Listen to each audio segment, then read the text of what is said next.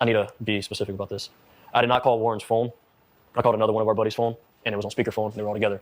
I was talking on my other buddy's phone, talking to Warren. You see how he explains who Warren is, but he didn't explain who's the other buddy is. He keep his name out of it, but he explains Warren. This is just very fishy things that's going on there.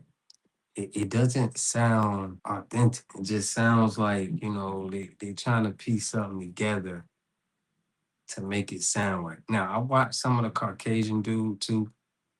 He said some things, and it's like a nothing burger. It's like it's nothing concrete. They're able to say, well, something happened, or somebody lost their life, or something just happened. It's like, no, bro, it don't happen like that. Something happened. And everybody is speaking like it's just some mystery. It ain't no mystery, you know? Somebody's life got took, it was a reason, something happened, somebody knows something. For everybody to just not know anything and don't know what's going on, it don't seem like foul play, it makes us more think that all of y'all have something to do with it. Might have to drop a dime on them. For sure. You know what I'm saying? You gotta stop it. I don't like that shit. For sure, bro. I don't like that shit.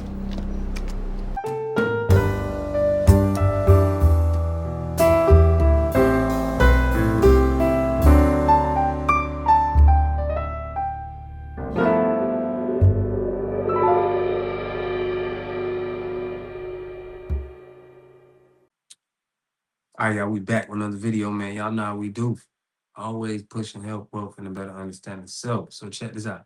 In this video, we're going over how Officer Tatum putting on his Sambo activities where he's caping for people that he don't even know, right? And he always does this because he got so much hatred towards Black people.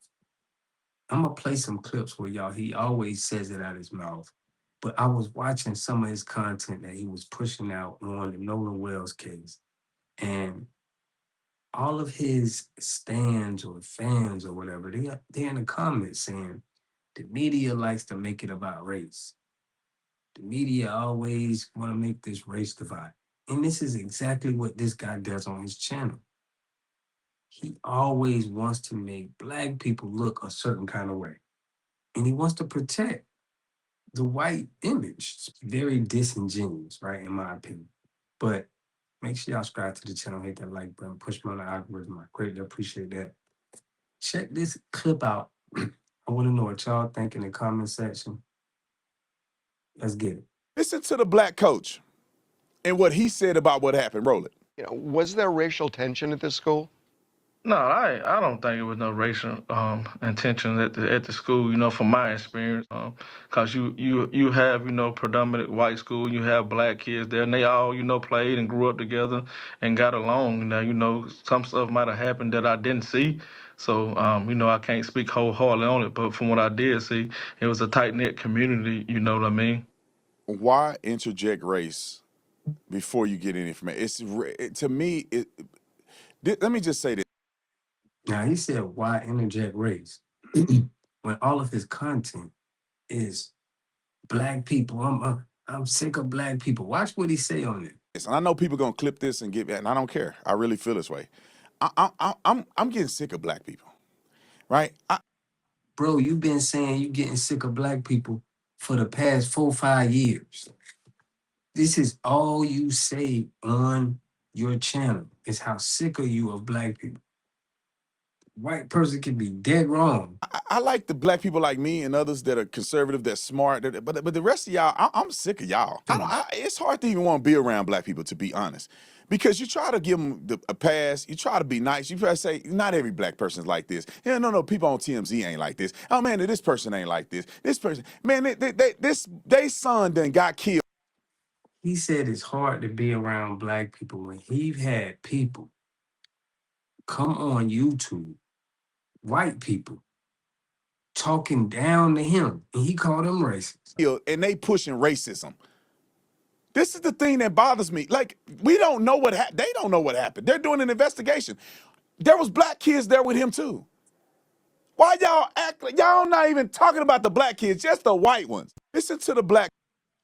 You see how he feels that he has such a closeness to white people that he has to be upset every time it looks like, okay, white race is doing black people wrong. Okay, he has to defend this because he's a puppet for this. Okay, he's the conservative black puppet. Check this out. There's no evidence of foul play. And even if there was foul play, how do you figure it's got to do with race? Oh, because they're white people and so they're evil. There's no evidence of foul play. So he's gonna automatically, it's like he's their protect dog, their watchdog. You get a black man protecting, okay, we know history, it's patterns at what happened in this country. We know when towns got burnt down, nobody got charged. We know when people got hung, our young black men got hung, nobody got charged. We know when Emmett Till got beat up as a kid, killed, nobody got charged. It's a long pattern, history of people not getting charged when we get unalive. What about the twins in Georgia? It's a lot of things that happen to black people recently. Nobody gets charged. But it's funny how every time, every else, things that happen when it's black on black crime, somebody always get charged. Somebody always go to jail. So that's just common sense that we can put this together. Check it out. Come on, roll the clip. Do you think race is playing a role in this case? I will say this. I do not know that race played a role, but I do not know race did not play a role. So I think you've got to put all of that on the table. How does anybody say that, oh, no, race played no role unless you know the three guys and the three guys were forthcoming? I certainly think you got to look at the possibility of racism at different levels. One, were any of the three guys racist? All right. Two, were the prosecutors and the enforcement when the body was found? Is there a racial double standard there? Many of us feel that there were three black guys and a white kid was missing, they would have held them probably in custody. And Now, I don't rock with Al Sharpton, Ben Crump. We don't feel like these guys are right for the community either. But they, a broke clock is right twice a day.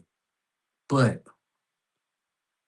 we can't say for sure, but it's a pattern of this. This is what all we talking about. We talking about the pattern of where charges, it's mysteriously, nobody gets charged or nothing happens to when, a black person gets unalived.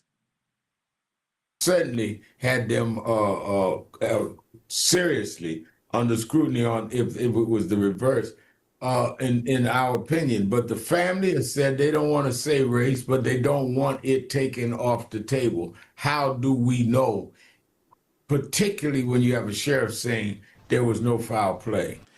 The sheriff did not declare there was no foul play. The sheriff claimed that there's no evidence of foul play at this point. It's always no evidence of foul play, in my opinion. What was your relationship like with Nolan? Who was he to you? Nolan, I could describe Nolan in a million ways. I mean, Nolan was not just a best friend of me, but he was a brother. I grew up through elementary, middle school, high school, and even our freshman year of college.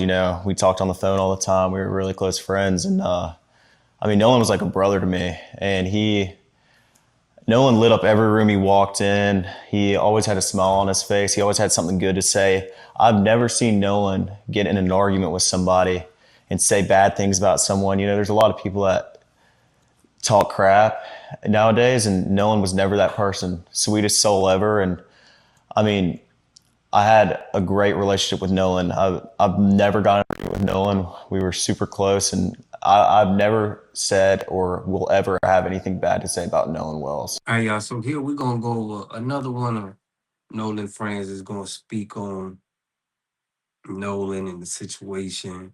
We know that Officer Tatum is just trying to be the direct opposite of Al Sharpton and Ben Crump. No, but he's, opposite of them, but another trash representation of us, family. And we're gonna go over what they think or what are they saying and what they think happened, because everybody act like they don't know what happened. We can put together what happened because it's patterns of this. But Officer Tatum tries his hard to try to push his narrative to make it seem like, you black people. Check it out. Let's get it. And I felt like you laid out a few things that I think the world needs to know and be clear about. Okay. And the first one is the relationship that you had with Nolan. Can you explain your relationship with Nolan? Yeah, I will. So his mom got on TV, as everybody has seen, and said that she didn't know me. And man, that can't be farther from the truth. Me and Nolan, I met Nolan in 9th grade in our second block class. It was math. He was one of the first guys I made friends with.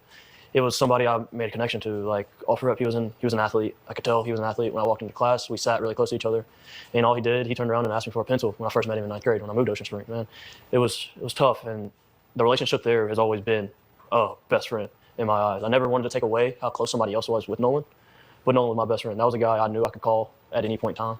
He called me at 11 o'clock on the 4th to see where I was parked at. Man, me and Nolan have countless nights of him giving me advice on my girlfriend, on my life in general. Nolan has been the only friend, and I love my friends and my best friend in this group of guys, but Nolan has been the only person that ever tell me like he's proud of what I've done. He's proud of how hard I worked. He's proud of me going overseas to go play ball. That was my guy. Like, that was my best friend. Yeah, and so how does it make you feel when the media activists are coming out and alluding to the fact that you may have something to do with what happened to Nolan on that day? Man, that hurts. It hurts is an understatement. I beat myself up every night I lay down.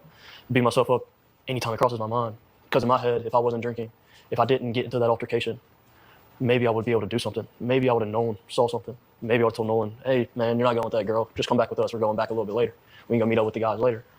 Maybe it just plays out different. And then the fact that they're going to play that is I'm already trying to mourn my friend's death as is, and I'm blaming myself for it. To put that in my head is a next level of hurt that can't be truly explained. Because it's hard to put into words. Generally, it's backstabbing from a sense of a community that I thought I had with my skin color, and they stay so strong together, and I'm supposed to be one of them. But I come up and I speak, and now I'm the person to blame. Now I'm not dark enough for them. I'm not black enough for them, and now I'm the issue. It doesn't make sense. In my head, it doesn't make sense. Was Nolan? I mean, obviously you were in a friend group, but the way the media makes it seem is that almost as if Nolan was the only black person in this whole friend group. Now they don't even mention you. They don't bring you up in this whole thing when it comes to what happened on at Horn Island. So what's your take on Nolan being presented as like the only black kid in a group of all these white boys? That's crazy, man. I know we've spoken a little bit, but that friend group that I'm a part of to this day was the first friend group I was in when I moved to Ocean Springs as a new kid coming in. I never knew any of them. I know one, kind of, sort of, back from grade school because we went to the same private school together, but that was it. And him being the only black person minority any of that measure is insane. Our friend group is diverse from the max. Like, we have a mixed guy. I mean, we had Nolan in our friend group. There's an Asian a part of our friend group. There's a Latino that they're trying to perceive as white. He's truly authentic Mexican. His parents are from Mexico. They came over legally and they did everything right, and he's been here since. It blows my mind because our friend group is not a friend group that sees race. Our friend group sees what good you do for other people, what good you bring, and how the type of person you truly are and where your morals lie. That's one thing in common. Me and my friends might not agree on everything, but our morals align. Our morals know. So for them to even make that narrative up really shows you have no idea what it's like down here on the coast. You have no idea how tight-knit Ocean Springs as a community is. You don't understand it. You don't see the thousands of kids in the high school football stands cheering their team on. Nobody cares what color you are. We're there to have fun and to just live. And that's how Nolan lived. That's how I live now. I've grown up and I have more big boy stuff, but in high school, all I cared about was going to hang out with my guys. And I mean, on a personal level that leads off of it, it's like, it got me in trouble with my girlfriend just because I want to be with the guys. I never once thought, man, they look at me different. Man, I'm kind of an outcast to them. No. All their moms have always welcomed me with open arms. Anytime I needed anything, I knew I could call them and their parents, and they would do anything in the world for me. So with Crump pushing this narrative, it's wrong. Yeah, it's completely wrong, especially about our friend group. Yeah, I find it, especially after talking to you, mean some of the guys, that it seems like there was an agenda. But can you walk us through just your perspective from that day? You know, I don't know if did you go with them initially? Were you a part of the group that went to Horn Island? So I wasn't, no, clear that up. No, I was not on the boat with them. Yes, I was a part of the group that was supposed to go out. So the only reason why I did not go on the boat is I got begged to go, but my uncle, we also took 12 people out on our boat, not including us two, so 14. And my uncle knows the passengers wouldn't have helped. Generally wouldn't have helped with anything. With that many people on a boat, you need a little bit of help. So my uncle was like, hey, can you just ride out with me and you can go do your thing throughout the day on the island? I don't care. I don't need you. I just need help to get out there and then pick everything up. Because I know all these people are going to be drunk and they're not going to want to do the extras that nobody sees about going out on the boat, right? And so I told Wyatt that, and oops, my bad. But I told him that, and I told him everything, which was go to plan. We were leaving a little bit earlier than them. I was going to try to have a spot saved out. And Nolan calls me at 11 o'clock. I missed his phone call. Called me twice. I missed both of them. I saw Wyatt and Nolan on the boat. They pulled right in front of our boat, and they were screaming. I turned my head and I was like, "Yo, there's a spot over there," where they end up anchoring out. I helped them set their stern anchor. From the time they showed up until now, going back to it, 20 minutes before they left, I was with them. That's who I was with. Now, we know body language is very important, right? And me, studying body language, what I noticed is this guy's got his arm crossed. And that's a defensive state he's in right now, right? So there's something up with that. And I can tell the way he's talking, it ain't coming off as authentic. Now, it's just my observation. I want to know what y'all think. I'm going to play a little bit of more of what he's saying, then I'm going to give some more commentary, but that's a defensive body language stance. So he's not just openly, freely speaking. And if y'all seen when he did the Caucasian dude, it seemed like somebody prepped his body language a little bit better. That's just something that I'm always looking for in interviews. I spent all day with them, minus the morning time before they got out there. But from the time they got out there to the time they went back in, I was with them. Those are my friends, man. Those are my guys. Yeah, I want to get a few more details. I'm sorry about that. I know that. Yeah, go ahead. I know that you were all over the news because there was a perceived fight. People, this is the thing that gets me, and I want to clarify this. When I saw the video that they put out on the internet claiming that Nolan was saying, "Give me my effing phone back," Nolan's coach came out and said immediately he knew it wasn't Nolan's voice. And obviously it wasn't Nolan's voice because you were the one that was me yelling, in there yelling. You got into an altercation with somebody. What happened after that? Like, put me in your place where the fight is over, whatever happened.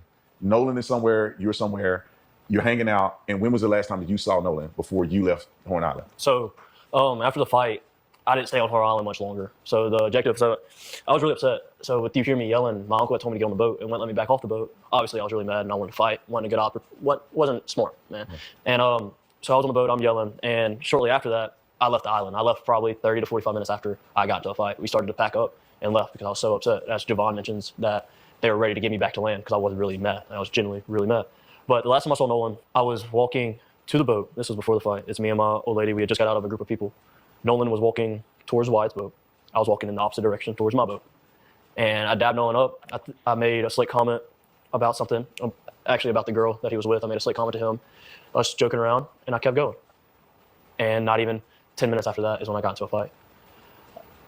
Last thing I told Nolan was, "All right, buddy, I love you. See you later." And I'm glad I said it. I had been under the influence a little bit, and that's probably why I did say it at the time, just, getting all lovey-dovey. But I'm at peace I said it. I'm glad I said it. That was my last encounter with Nolan. Just telling him I love him. Did you have so you leave the island, did you have any encounters or association with these phones, with the keys? Did you have any connection to any of that? I did not. So what I know, I got my first phone call from Warren at about 9:20. I didn't answer it. I was asleep. I'd been on the boat all day. I didn't feel like going to party anymore. I went to bed. So I got my first phone call about 9:20, and I didn't wake up again until a little after 11 o'clock. And that was to my brother coming in the room being like, "Hey, Warren's trying to get a hold of you. You need to answer the phone. They're looking for Nolan." And I'm half awake, and I pick up the phone. And by this time, nobody had came to the house to grab anything. And Warren gets on the phone, and he's just like, "Hey, man, He was like, hey, have you talked to Nolan? Anything else? I was like, no, I haven't talked to him, man. He was with that girl last time I knew. And he was like, okay. He was like, man, we can't get a hold of him. We don't know where he's at. And I was like, man, it's Nolan. He's probably just out somewhere with that girl. Like, get a hold of the girl, you probably find Nolan. It's no big deal. And he was like, all right. He was like, but we're starting to freak out. We're getting on the phone with Coast Guard. I was like, okay. And at that time, he'd already talked to his mom, Nolan's mom. And he was getting on the phone with the Coast Guard. And I need to be specific about this. I did not call Warren's phone. I called another one of our buddies' phone, and it was on speakerphone. They were all together. I was talking on my other buddy's phone, talking to Warren. You see how he explains who Warren is, but he didn't explain who's the other buddy is. He keep his name out of it, but he explains Warren. This is just very fishy things that's going on there. It doesn't sound like, authentic. It just sounds like, they trying to piece something together to make it sound right. Now, I watched some of the Caucasian dude too.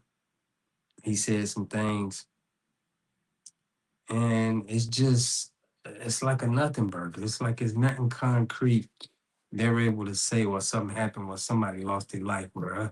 Something just happened. It's like, no, bro, it don't happen like that. Something happened. And everybody is speaking like it's just some mystery. It ain't no mystery, Somebody's life got took. It was a reason. Something happened. Somebody knows something. For everybody to just not know anything and don't know what's going on, it don't seem like foul play. It makes us more think that all of y'all have something to do with it, in my opinion. Y'all know how we do. Everybody's corrupted, because there's no way somebody don't know what's going on or seeing something. Now, I do think on the other side, too, they taking advantage of Nolan with the Ben Crump and Al Sharpton. I know we don't rock with them. But for this guy to explain the other guy, Warren, but not his buddy, listen to this. He was dialing Coast Guard because he hung up the phone and was like, hey, this is him, bye, and hung up the phone. And that was the last time I talked to him until the next morning when we all decided, well, when I woke up about 7 o'clock that morning, we had all decided that we were going to go out on the boat and go look for Nolan. Wyatt had already had his boat still in the water. We took that boat out. It was what day are we talking? So that's Sunday morning. Sunday morning on the 6th? The 5th? So it was Saturday the 4th was the 4th of July. Mm-hmm. The 5th was Sunday. We were on the water from 9:45 to 11:50, 12 o'clock era, about lunchtime. Mm-hmm. While we were on the water, we talked to a rescue guy, and he told us to get off the water and said that they kind of had the island in the water under control. That's the professionals, man. Yeah. They told us to get on social media and find out any information we can. And by that time, we had already talked to a good amount of people out there. So it just made sense. So we went back in and we concluded our search and started to search off socials and started sharing everything we could and try to get a hold of anybody that could have talked to Nolan. So there y'all see it. They going over what they was searching and going out and looking for Nolan. But nobody's story is just making sense to me, man. But I want to know what y'all think in the comment section, because definitely seem like a lot of the story is being left out, in my opinion. But I want to know what y'all think, man. I will catch y'all in the next video. Peace and love. A community must have three things to have a community in it. You must have a wholly independent economic structure that can provide goods, service, products, and things for your own people, and jobs and tax bases for your own people. You should at least control 4 basic things. You should be trying to control water, food, medicine, and energy to be able to survive and compete. Here we got Mr. Pollock. He had a cornfield. He took advantage of a free water test from us, and this is what we found in this water. We found sulfur, we found hardness, and we solved these problems with an easy fix of 2 tanks. So get your free water test today. Stay blessed. Click the link below.